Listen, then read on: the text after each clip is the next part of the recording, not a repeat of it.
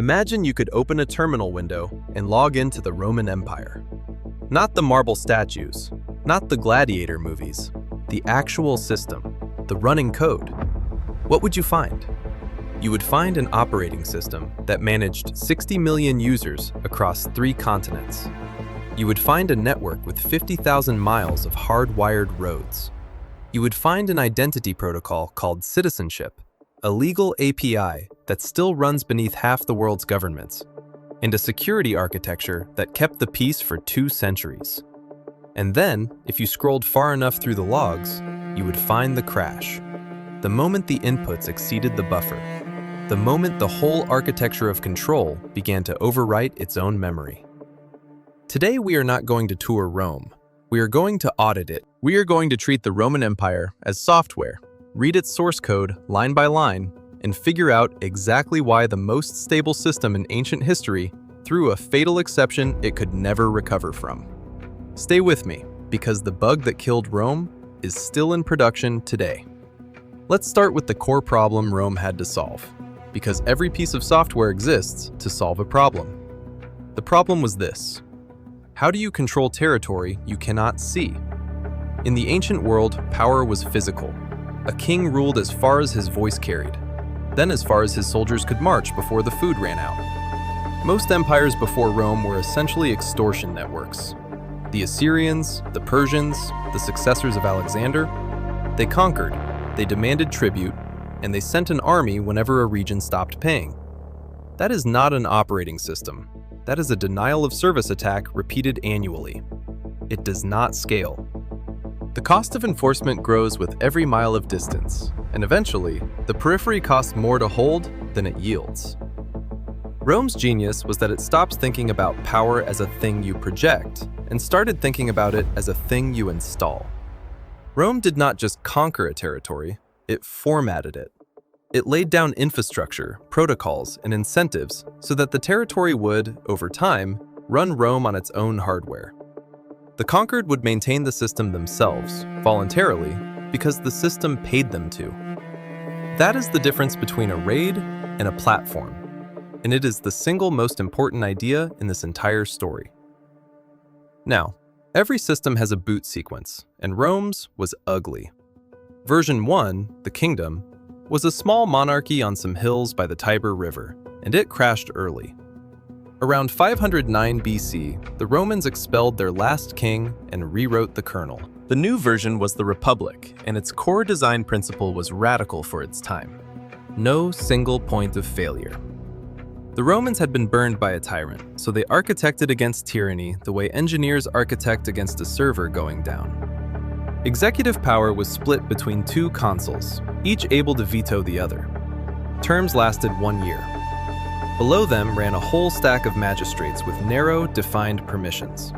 Praetors for justice, censors for the citizen registry, quaestors for the treasury.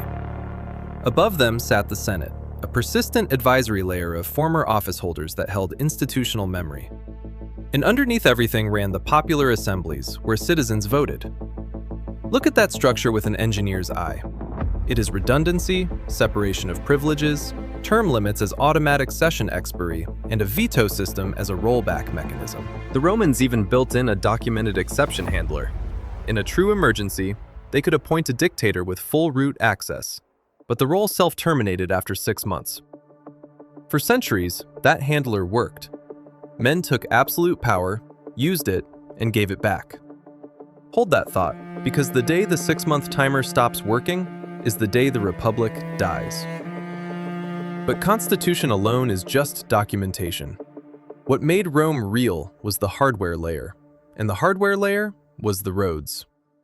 Say the phrase, "all roads lead to Rome," and it sounds like a proverb. It was actually a network topology. The Romans built somewhere between 50 and 80,000 miles of paved highway, plus hundreds of thousands of miles of secondary roads. And they built them with a specification that would embarrass some modern contractors. A Roman road was an engineered stack, a trench, a foundation of large stones, a layer of gravel and crushed rubble, a binding layer, and fitted paving stones on top, cambered so water would drain off the sides, with ditches along the edges and milestones marking distance.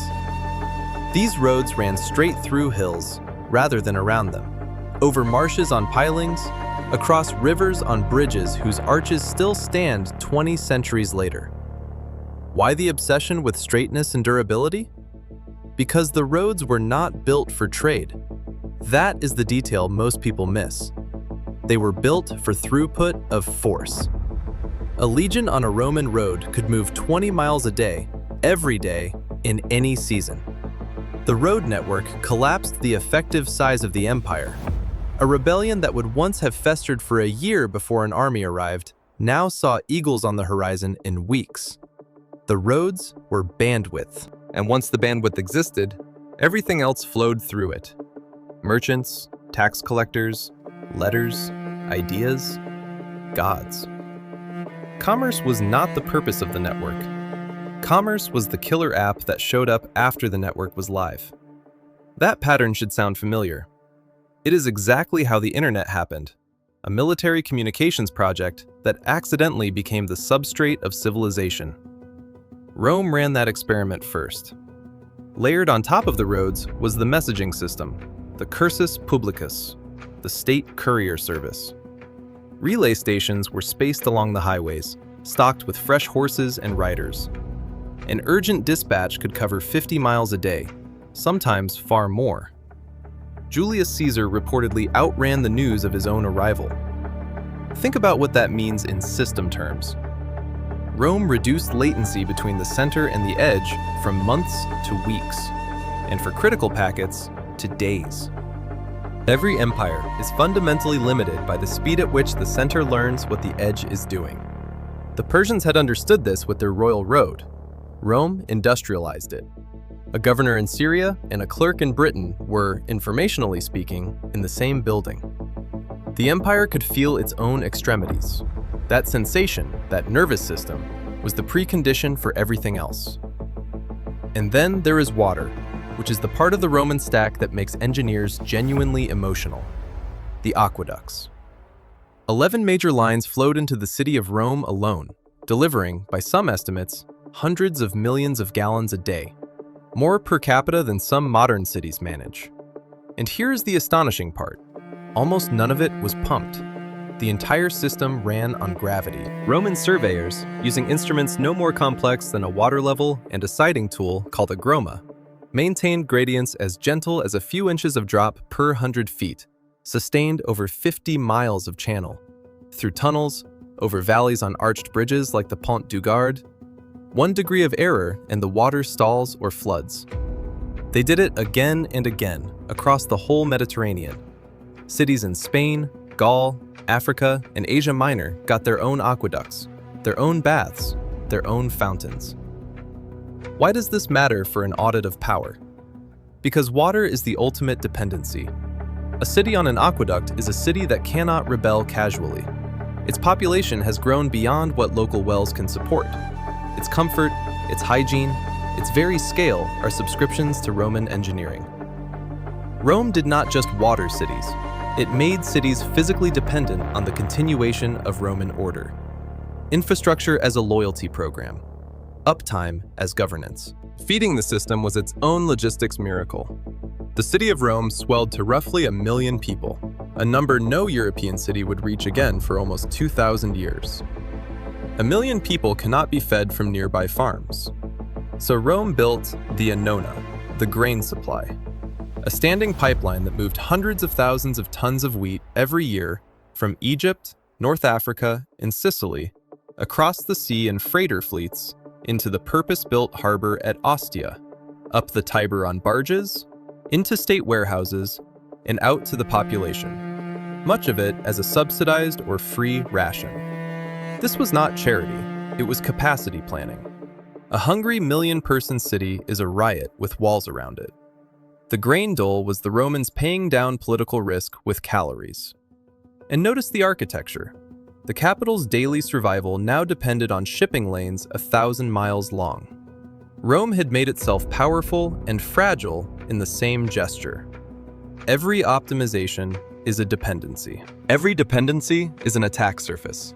The Romans knew it, which is why Egypt was governed differently from every other province, ruled directly by the emperor's personal appointees, senators forbidden even to visit without permission. Egypt was the power supply, and nobody gets to touch the power supply. Now let's move up the stack, from hardware to software, because Rome's most durable code was not written in stone. It was written in law. Roman law began, like a lot of legacy code, as a short public document, the 12 Tables, posted in the Forum around 450 BC, so that patrician judges could no longer make up the rules as they went. From that seed grew a 1,000-year codebase, continuously refactored by praetors' edicts, jurists' commentaries, and imperial rulings, and the Romans made a design decision of world historical importance. They distinguished the civil law, which applied to citizens, from what they called the law of peoples, a kind of common denominator legal framework for dealing with everyone else. In other words, they built a public API. A merchant from Palmyra and a merchant from Cadiz, neither of them Roman by blood, could sign a contract under Roman legal forms and expect a Roman court to enforce it.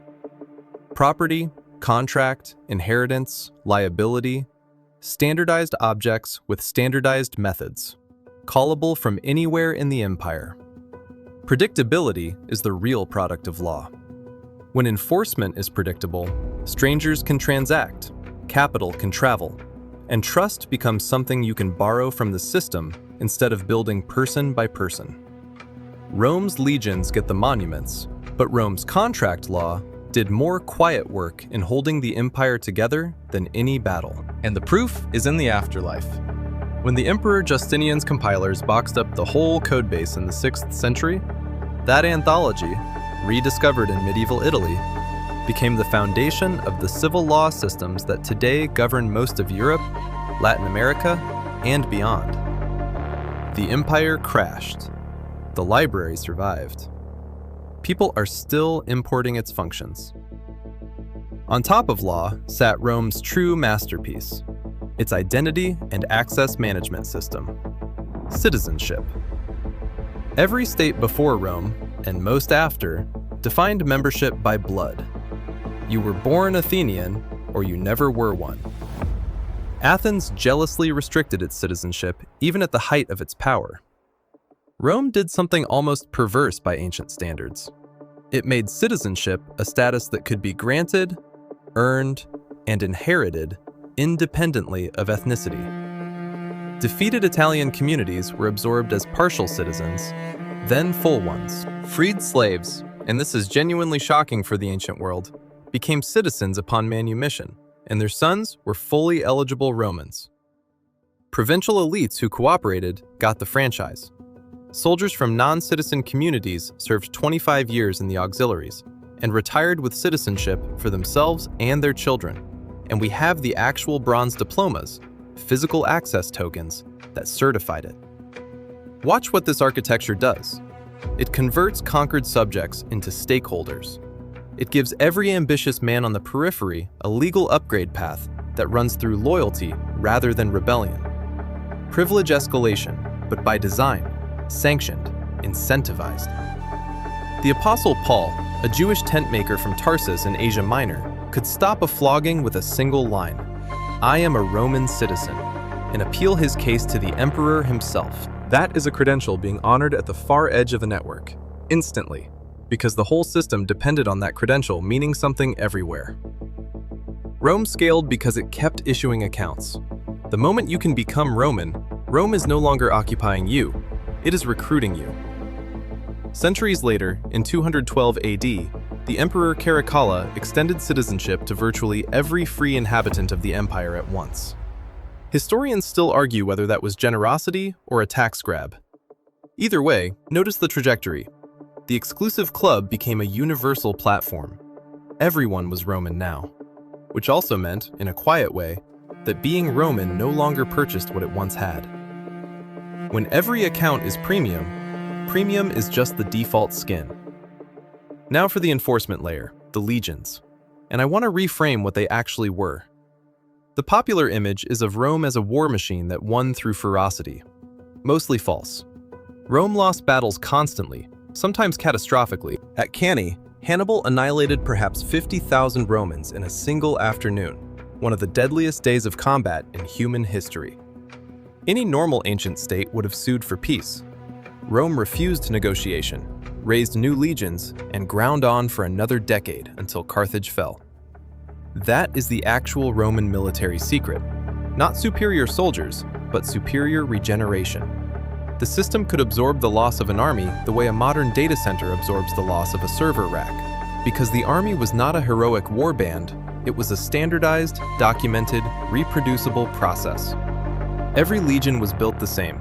Same structure of cohorts and centuries, same equipment, same drills, same commands, same fortified marching camp laid out in the same grid every single night, so that any soldier from any legion could wake in any camp and know exactly where everything was.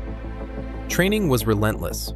Their drills, one observer noted, were bloodless battles, and their battles, bloody drills. The officer corps of centurions was a promotion ladder open to talent, carrying procedure in their bones from posting to posting.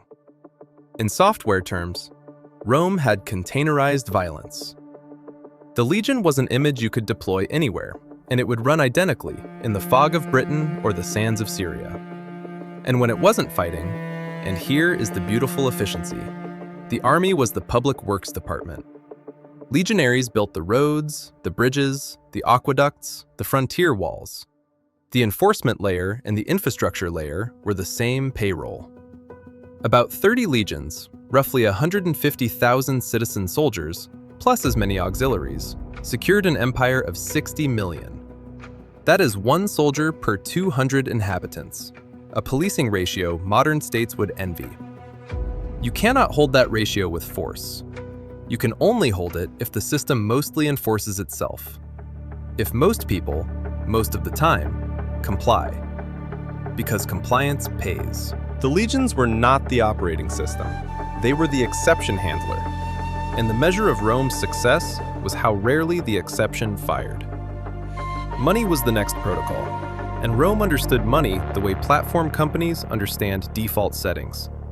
The silver denarius circulated from Scotland's borderlands to the Euphrates, stamped with the emperor's face, which made every coin a tiny propaganda packet, and every transaction a renewal of trust in the center. A single currency across the whole Mediterranean world meant a soldier's pay, a farmer's tax, a merchant's cargo, and a senator's bribe were all denominated in the same units, mutually convertible, frictionless. Taxes made the loop close. Rome taxed the provinces, moderately by ancient standards, and spent the revenue on the army and the infrastructure, which secured the trade, which generated the wealth, which paid the taxes. When that loop is spinning, the empire is not extracting value so much as circulating it, taking a percentage on a prosperity it actively creates. Under the early emperors, the loop spun beautifully.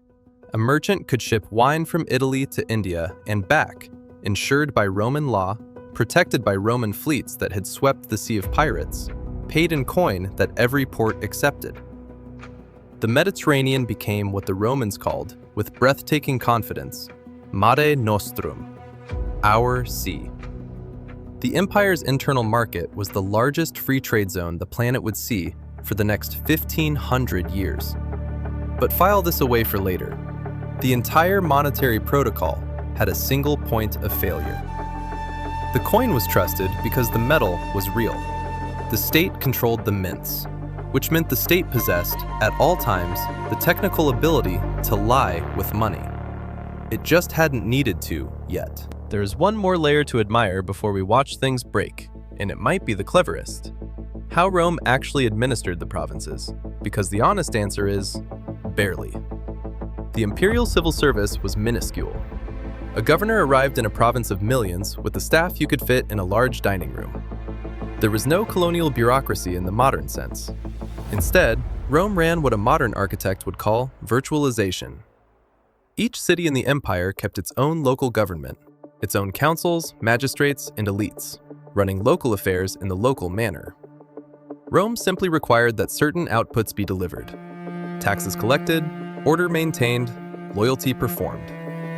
How the locals achieved those outputs was largely their own business.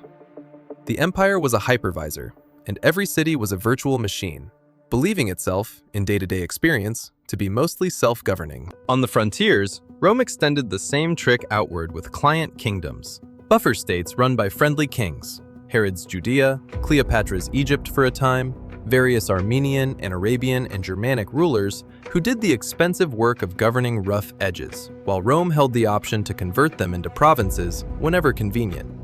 And the elites inside the system were not coerced into cooperation. They were seduced. Rome exported a lifestyle package: the forum, the baths, the amphitheater, the toga, Latin education for your sons, and provincial aristocrats adopted it eagerly because it was the costume of power.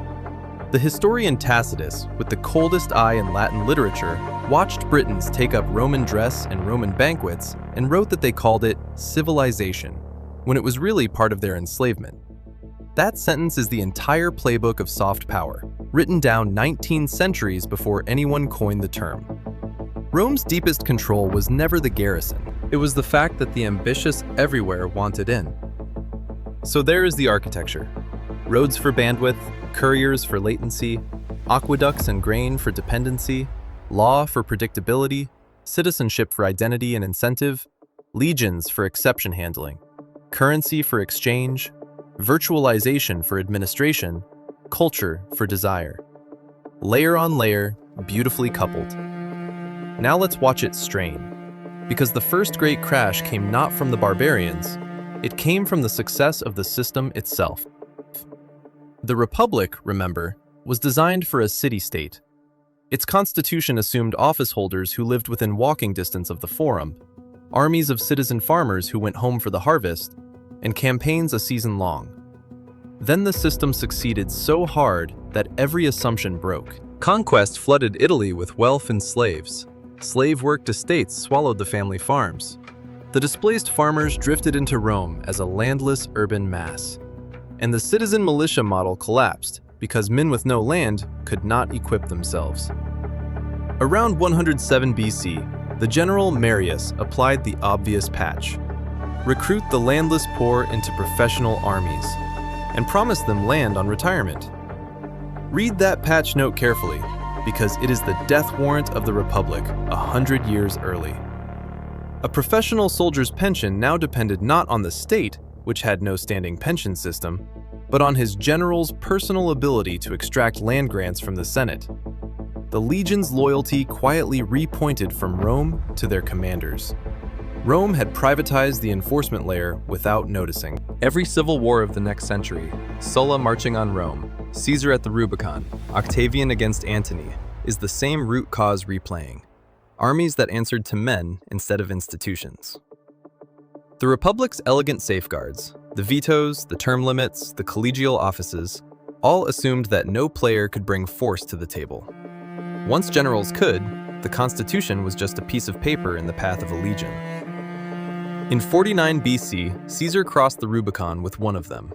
The emergency dictatorship, that 6-month exception handler, was invoked and then never released. Caesar was made dictator for life in February of 44 BC. The daggers found him on the 15th of March. The assassins called it restoring the Republic. They had misdiagnosed the bug. The Republic was not being held hostage by one man. It had architecturally expired, and killing the process just triggered 13 more years of war until the last general standing, Caesar's adopted heir Octavian, owned everything. What Octavian did next is, from a systems perspective, one of the most brilliant refactors in political history. He had absolute power and a data point. The last man who displayed absolute power got 23 stab wounds. So Octavian, taking the name Augustus, performed a masterpiece of interface preservation. In 27 BC, he theatrically returned all his powers to the Senate and people of Rome. And the Senate, on cue, begged him to keep them. The consuls still held office, the Senate still met, the assemblies still voted. Every API of the Republic remained callable and returned plausible-looking output. But the implementation behind the interface had been completely rewritten. Augustus held tribunician power, making his person sacrosanct and giving him veto over everything. He held supreme command over the provinces where the legions actually sat. He controlled Egypt, the grain, personally. He called himself princeps, first citizen, merely the first among equals. Rome was now a monarchy, wearing the republic as a skin, and the genius of the disguise is that it let everyone cooperate without admitting what they were cooperating with. Augustus ran the system for 41 years, and they were the launch of Rome's golden age. He professionalized the army at 28 legions, with fixed pay and state pensions, patching the Marius bug by making soldiers loyal to the office of emperor rather than to freelance warlords. He built the courier system, reorganized the provinces, audited the tax farms, filled Rome with marble.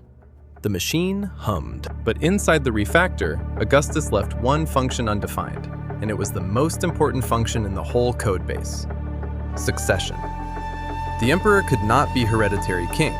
That was the exact word Romans killed over. The emperorship was officially a bundle of republican offices bestowed on merit. So there was no rule, no legitimate automatic answer to the question of who runs the system when the current administrator dies. Every single transfer of power was an improvisation. Adoption, inheritance, Senate acclamation, or the swords of the guards. Rome would run for 500 more years with an undefined variable at the very top, and it would pay for it, on average, about once a generation. For a while, the payments were affordable. The first century had its horrors. Caligula, Nero, the first open civil war of the imperial age in 69 AD, the year of the four emperors, when the ugly secret got out that emperors could be made elsewhere than in Rome, by whichever army moved first. But the system stabilized, and then came the stretch that even the empire's critics call golden. From 96 to 180 AD, 5 emperors in a row, Nerva, Trajan, Hadrian, Antoninus Pius, Marcus Aurelius, governed with such competence that the historian Edward Gibbon famously judged this the happiest era in the history of the world. And notice how the succession problem got temporarily solved. None of the first 4 had a surviving natural son. Each adopted a capable successor, chosen and groomed. Merit-based promotion by biological accident. Under Trajan, the empire hit maximum territory, from the Atlantic to Mesopotamia, from the Sahara to Scotland. Under Hadrian, it consolidated, walling the frontiers, standardizing, optimizing. This is the Pax Romana at full uptime. A traveler could walk from the Euphrates to the Atlantic on paved roads, under one law, one coinage, one peace, sleeping in cities with clean water and public baths, and never cross a hostile border. The Mediterranean world would not see that level of integration again until living memory. It is worth pausing on the sheer improbability of it. 200 years of general peace across 3 continents, run with a civil service smaller than a modern city government, at the speed of a horse. But long uptime hides technical debt, and Rome was accruing it in every subsystem. Debt item 1, the succession function. Still undefined, temporarily masked by the run of heirless emperors. Marcus Aurelius the philosopher had a son, Commodus, and made him emperor. The son ruled as a paranoid fantasist who renamed Rome after himself and fought as a gladiator, and his murder in 192 kicked off another auction of the throne. At one point, literally, the Praetorian Guard killed an emperor and sold the office to the highest bidder. Debt item 2. The economy had stopped expanding. The empire's business model had always included conquest as a revenue stream, plunder, slaves, new tax bases. At maximum extent, expansion stopped, but the costs of the army and frontier did not. Debt item 3. The currency. Emperors short on silver discovered they could mint more coins from the same metal by mixing in copper. Nero shaved the denarius a little. His successors shaved more. Each debasement was individually small, a rounding error, a temporary measure. By the 260s, the denarius, nominally silver, was less than 5% silver, a copper token with a memory of value. The state was lying with money at scale, and money, remember, was a trust protocol. Debt item 4. The frontier had learned. Centuries of contact meant the peoples beyond the Rhine and Danube had traded with Rome, served in its armies, studied its methods. Small tribes had consolidated into large confederations. Franks, Alemanni, Goths, precisely because dealing with Rome selected for scale. The empire had trained its own threat model. Every one of these debts was known. None was paid down. And then the 3rd century called them all in at once. Here is the buffer overflow. And I want to be precise about the metaphor, because it is not decoration, it is the actual mechanism. A buffer overflow happens when a system receives more input than its allocated capacity, and the excess does not just get lost, it spills into adjacent memory and overwrites the system's own instructions. So the system begins executing corrupted code. Watch the Roman version. The system's capacity was calibrated for one crisis at a time, one frontier war, or one usurper, or one bad harvest. The legions were spread thin along tens of thousands of miles of border, with no central strategic reserve, because the Augustan design assumed threats arrived sequentially. In the 3rd century, they arrived in parallel. In the east, the tired Parthian dynasty was replaced around 224 by the Sassanid Persians, aggressive, organized, and openly committed to taking Rome's eastern provinces. On the Danube, the Gothic confederations began breaking through. On the Rhine, the Franks and Alemanni pressed in. Plague, probably smallpox or measles brought back by Eastern armies, had already scythed through the population under Marcus Aurelius, and a second pandemic hit in the 200s and 50s, killing so many that fields emptied and recruits grew scarce. Each crisis demanded troops.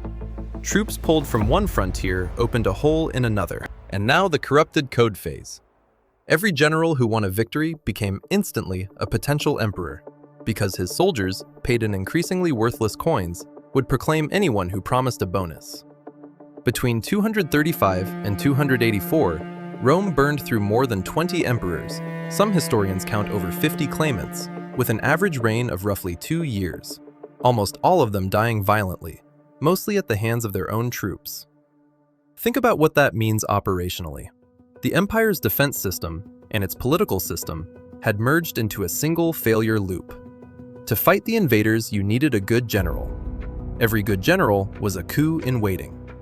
So emperors began fearing their best commanders more than the enemy, and successful generals had to choose between usurping and being purged. The system's own security forces were now overriding its instruction set. That is the overflow. External input exceeded capacity, and the excess spilled into the political memory space and executed as civil war. The cascade tore through every layer of the stack. The currency collapsed entirely.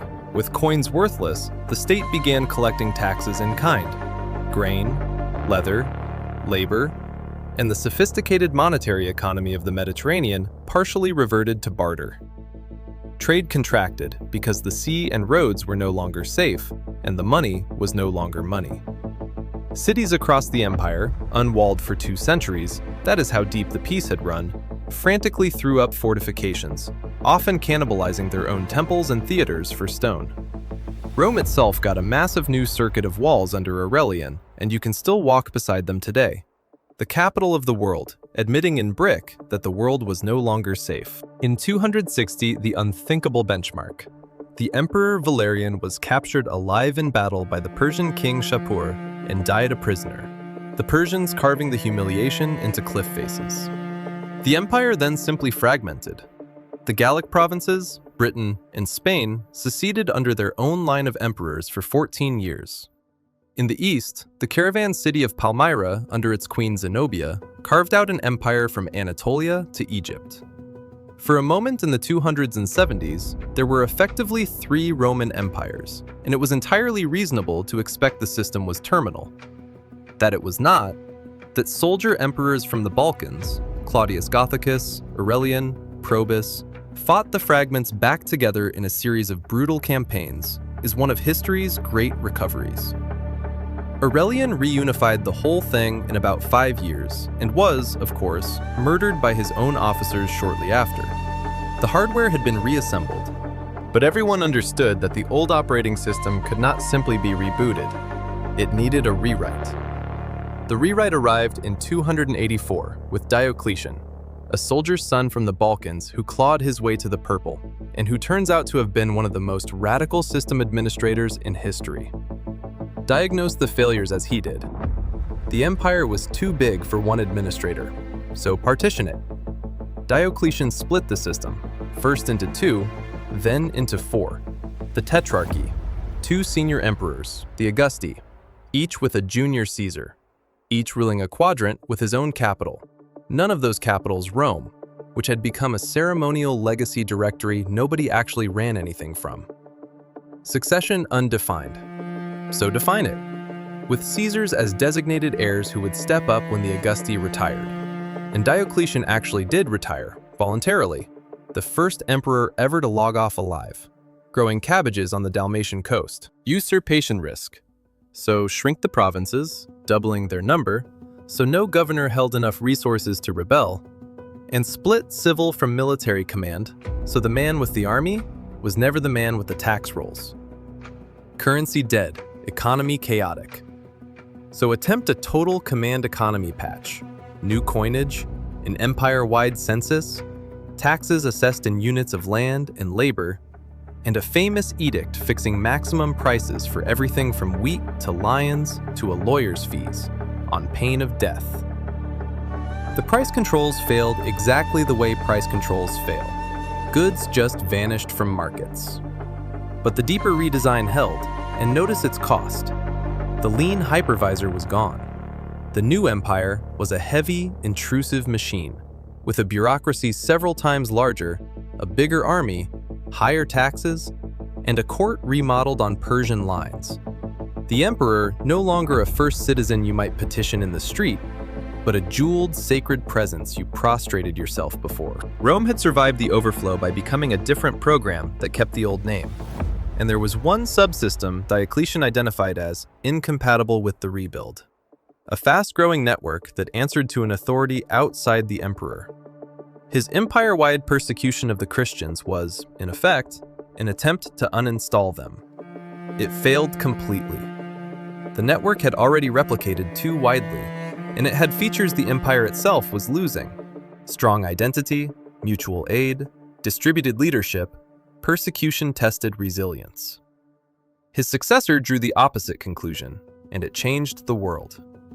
Constantine, emerging from the Tetrarchy's inevitable civil wars that defined succession plan lasted exactly one generation before everyone's sons started fighting, made two moves of enormous consequence.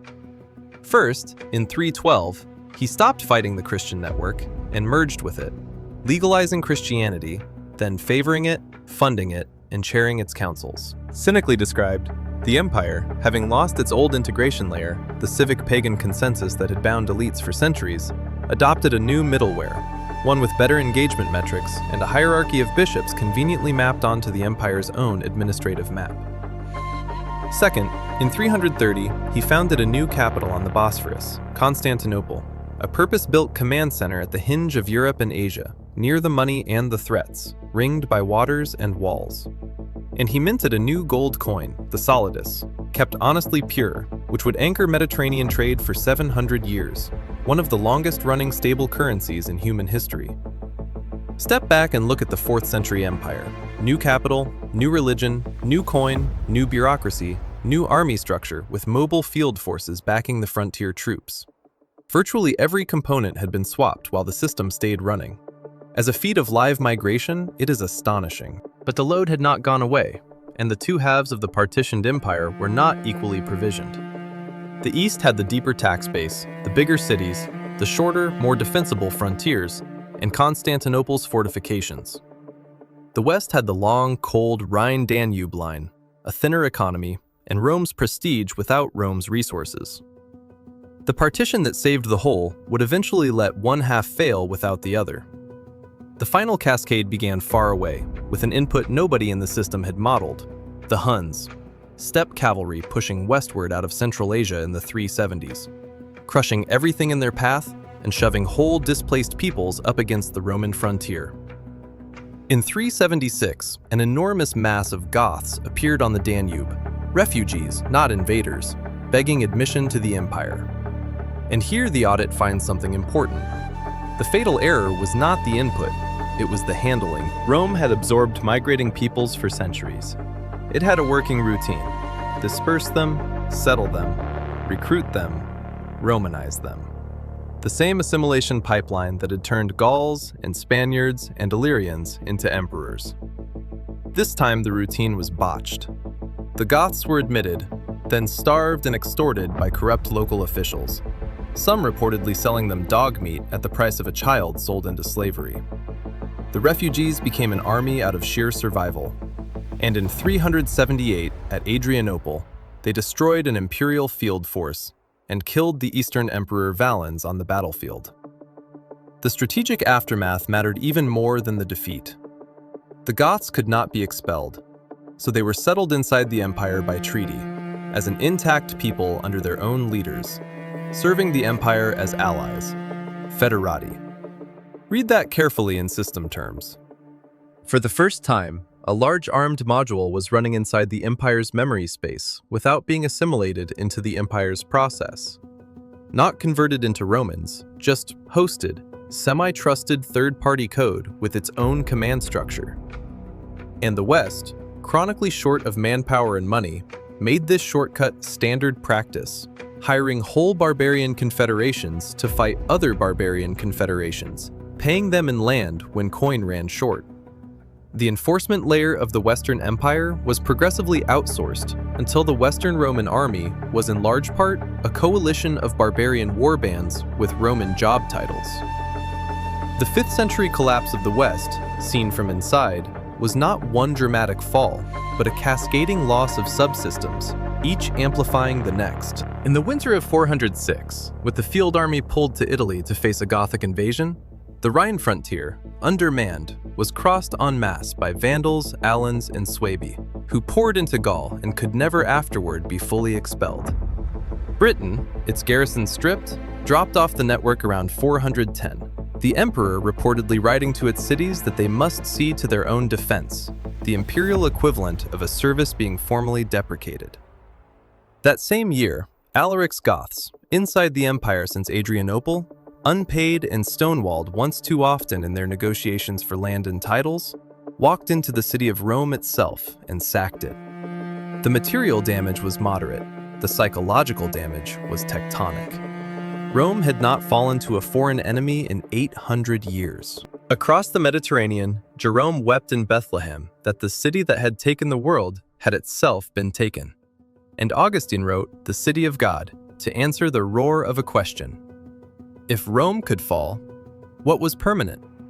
Then came the loss that an auditor would flag as the actual kill shot, and it happened not at Rome, but at Carthage. In 439, the Vandals, having crossed from Spain into Africa, seized the richest provinces of the West, the tax engine and the grain supply that fed and funded what remained of the Western state. A joint East-West armada assembled to retake Africa in 468, the empire's last great throw, and was burned at anchor by Vandal fireships. After that, the Western government was fiscally hollow, an administration that could no longer reliably pay the armies that were no longer really its own. The final decades are a procession of child emperors and puppet emperors installed and discarded by barbarian generalissimos who held the real power but could not, being barbarians, wear the purple themselves. Until one of them stopped pretending. In 476, the officer Odoacer deposed the last Western emperor, a boy ironically named Romulus Augustulus, Little Augustus, and did not bother appointing a replacement. He shipped the imperial regalia to Constantinople with a polite note that the West no longer required an emperor of its own. No battle, no burning sky, the process had been dead for years. 476 is just the timestamp when someone finally deleted the icon. And here is the finding that should reorganize how you think about the whole story. The empire did not fall in 476. The Western partition failed. The Eastern partition, the half with the money, the walls, and the shorter frontiers, ran continuously for another 1,000 years. We call it the Byzantine Empire, but that name is a modern label. They called themselves Romans, without irony, until the Ottoman cannon finally breached the walls of Constantinople in 1453. 3.5 centuries after the founding of Oxford University, 39 years before Columbus sailed. A Roman emperor died fighting on the walls that morning. By the calendar, the Roman state ran, in one configuration or another, for over 2,000 years. Show me another system with that uptime. And even in the West, fallen is the wrong word for what the code did next, because the code did what good code does. It got forked. The barbarian kings who carved up the West did not want to destroy Rome. They wanted to be Rome. They minted coins with imperial titles, issued law codes in Latin, ruled through Roman administrators. The Christian Church preserved the empire's language, its administrative map, its diocesan structure, even the title Pontifex Maximus, which once belonged to Caesar and now belongs to the Pope, the most direct piece of legacy branding on earth. Charlemagne had himself crowned Roman emperor in 800. The Holy Roman Empire kept the trademark alive until 1806. The Russian czars, their very title a Slavicized Caesar, claimed Moscow as the Third Rome. The German Kaiser carried the same word. Roman law, repackaged by Justinian, underpins the civil codes of most of the planet. Romance languages are just Latin with 1,000 years of drift. The American founders, designing their own republic, consciously imported the Roman schematics: a senate, a capital, vetoes, checks against Caesar, and Rome's collapse into one-man rule was the explicit failure case they engineered against. Look around a modern city, and you are looking at Roman standards still in production. The arch, the dome, concrete, grid-planned streets, the very idea that a government is a system of offices rather than a person. The empire's process terminated. Its libraries got copied everywhere. So let's close the audit and write up the findings, because the point of reading old code is to stop repeating its bugs. Finding 1. Rome's power was never primarily violence. It was infrastructure plus incentives. The roads, the law, the coin, and the citizenship upgrade path made cooperation cheaper than resistance, and that, not the gladius, held 60 million people. Systems that make participation profitable defend themselves. Finding 2. Every optimization created a dependency, and every dependency became an attack surface. The grain fleet fed 1 million people and made the capital hostage to sea lanes. The professional army solved recruitment and privatized loyalty. Barbarian federates patched the manpower shortage and dissolved the state's monopoly on force. There are no free efficiencies. There are only risks you have chosen not to price yet. Finding 3. The deadliest bugs were the known ones nobody fixed. Undefined succession was visible from year 1 and was never patched. It detonated roughly once a generation for 5 centuries. Currency debasement was a slow, deliberate lie that compounded until money itself stopped working. Technical debt does not forgive you for having documented it. Finding 4. The crash came not from any single enemy, but from concurrency. Multiple tolerable stresses arriving in parallel against a system architected for sequential failure, spilling over into the political layer and corrupting the system's own instructions. Audit your own institutions with that lens, and you will start seeing buffer sizes everywhere. And finding 5, the strangest and most hopeful. A system this deeply engineered does not really die.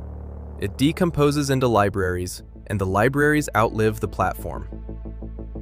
Rome's final trick was to become dependency code in every civilization that followed, including yours. The alphabet you are reading, the month of August on your calendar, the legal concept behind your apartment lease, the layout of the legislature on your evening news. All of it is running inherited Roman code, mostly unexamined, right now. Which leaves us with the question this whole audit has been circling. We are, at this moment, living inside systems of Roman scale and beyond.